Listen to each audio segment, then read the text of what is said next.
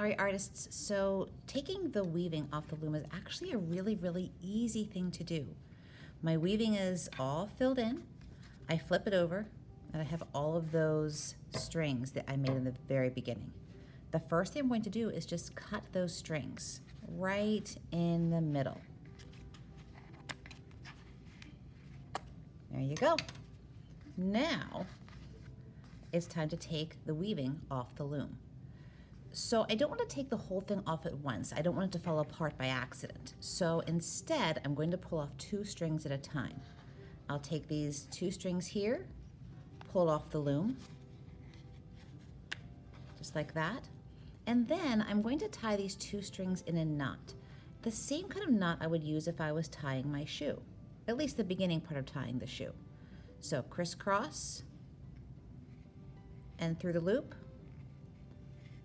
I'm going to do that 2 times. So that was 1 more time. Crisscross the strings, put 1 through the loop, and pull. Now that made a knot, and this yarn won't come off of this string.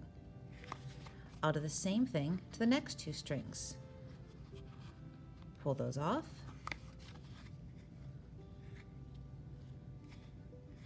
And tie a knot.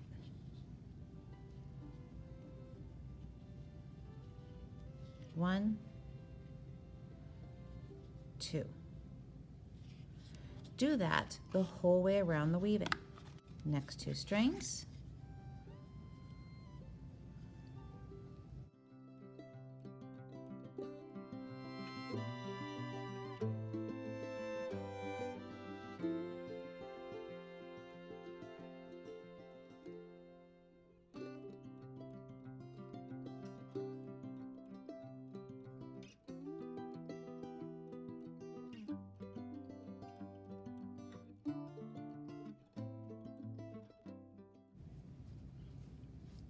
Now your weaving is off the loom.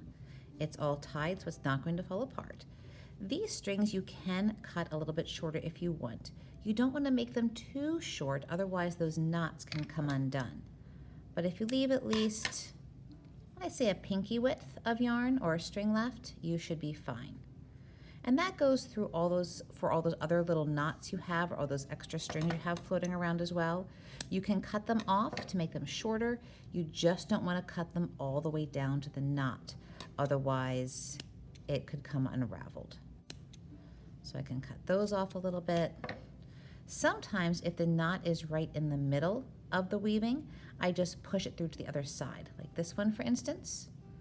I could open my weaving, just push that knot and those strings through to the other side, and then it's hiding.